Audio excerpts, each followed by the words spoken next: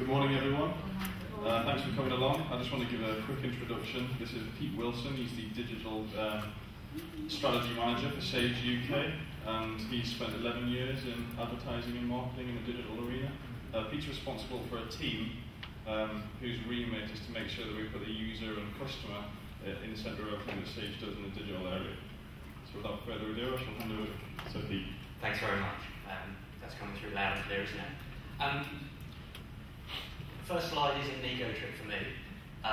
It's really just to say that in the social media world, there's a huge amount of choice. And actually, what I find is whenever I talk to customers, they're a little bit bemused and perhaps overwhelmed with where they can go and what they can do in this sort of space.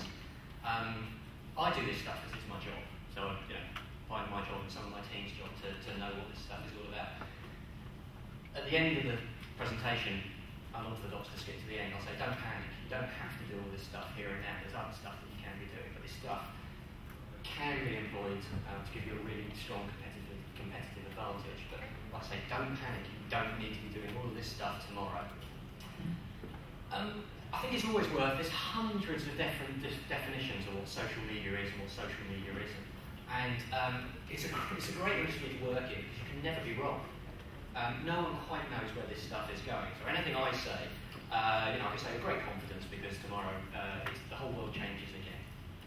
But I think it comes down to two things. The social element of social media is about sharing your thoughts, sharing your content. That's at the heart of what it does. The second part is media is content. And content, an old expression, content is king, has never been more true than in the world of social media. The problem about social media lays within the production of that content, and that's something that we'll talk about as we go through the presentation. Just a question, how many people are aware of the Academy? Fantastic. I've got some advice for you at the end of this to read this, do this and do that. Join Academy. I think it's a fantastic website. If you don't know, it's kind of like the SME version of LinkedIn, and I don't think they'd be offended with that description. Full disclosure, there's nothing to disclose. I don't have any shares or interest in the Academy, but we do use it as an advertising vehicle ourselves. Penny Howard is one of the team who set it up, and she said the most visible way to demonstrate your company's credibility to the type of customer you wish to attract. And it's the word credibility that I think I'm going to focus on as I go through the presentation, and that's what I want you to be thinking about when you think about what social media can do for you. Continuing the description of what actually is it, I use the expression it's a group of online communities of like-minded people brought together through technology. It's not that these communities haven't existed before, they always have. If anyone's a member of BNI networks or anything like that, that's an online community. It's the technology that's enabled these conversations to take place. They make it even easier for us to find each other. And whether that community is based on business interests, whether it's based on consumer interests or age groups, Club Penguin for young kids, if you're not familiar with it, through to Facebook, which is now for everyone, including my mother, and through to content. If it's content that brings you together. I joked earlier on that my mum actually writes her Facebook updates in the same way she would write a letter. So they tend to be about this long. And her Facebook profile had her maiden name, my birthday, and it was only missing the third security question for getting into my bank. You might want to change that now. So the technology, again, technology can be overwhelming. All it is an enabler in this situation. And there's a feeling that you have to take part in the really big conversations. You have to be on Facebook. Most people are familiar with Second Life. Second Life was massive 5 or 6 years ago. And if you were a brand like Sage, you had to be in Second Life because that's where we're all going. It's very interesting, but it's died a death. Is there any financial advisors in the room? Are you familiar with IFA Life? Yeah. Phil Calvert, great star. There are vertical social networks out there that will do more for you, for your business, than being on Second Life or being on Facebook ever will. And what we see, the developments in social networking are all about the vertical social networks. So Academy gives you that broad reach, but sometimes you do want that very sort of niche area. IFA Life is a fantastic example about the value that vertical social network can bring to people. When we try and sort of analyse what social media is all about, it is about reputation, really. And there's a battle between what you say about yourself as a company and what other people say about you. And we're looking for where is that gap. Are we living in a delusional world where we think that we're the best product or service in the market? where actually everyone out there is just saying the opposite. And I think there's a psychology expression called cognitive dissonance. What you say and your real experience, how far apart are they?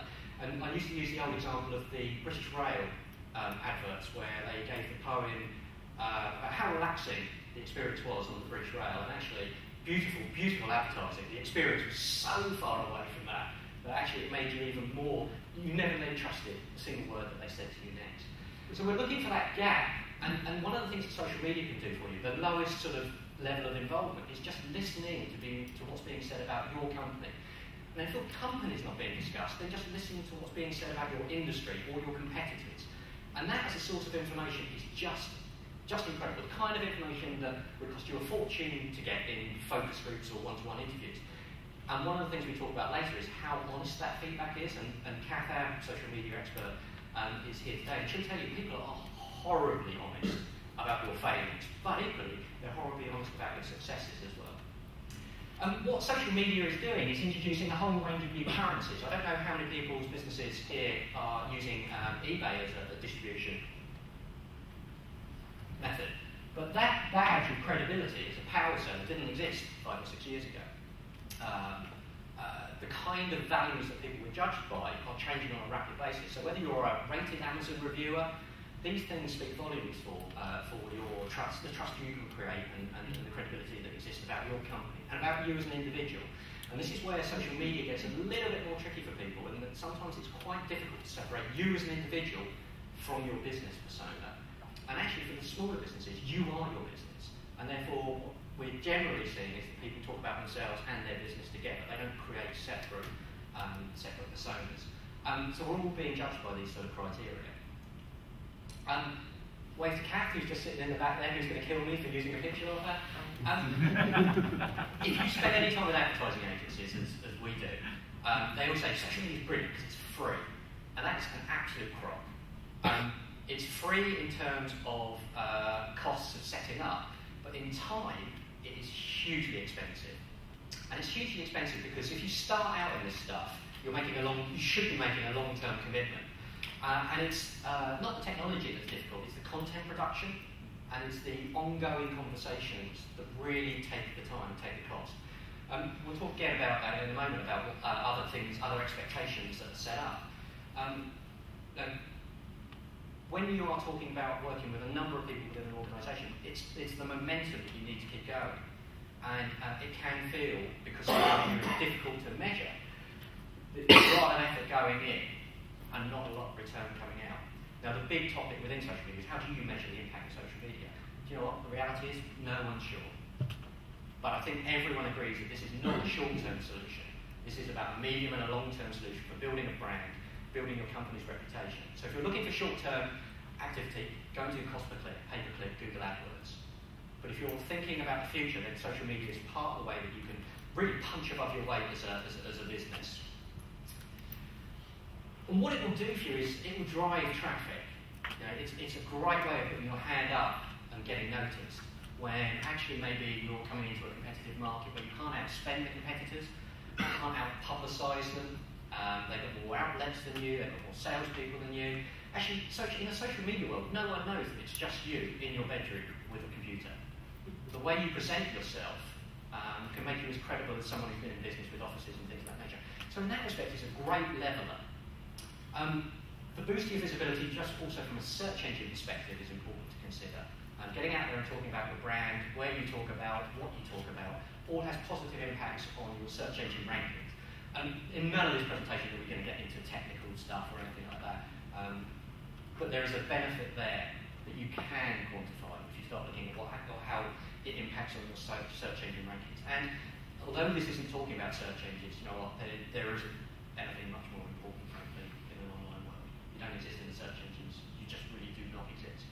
And that's quite terrifying, as we found out when Google decided to switch our pay-per-click account off because we hadn't paid them for 30 days and 5 minutes. You suddenly realise the power that these organisations have. So we're also seeing the development of people familiar with Yelp, trusted places. If you're top table,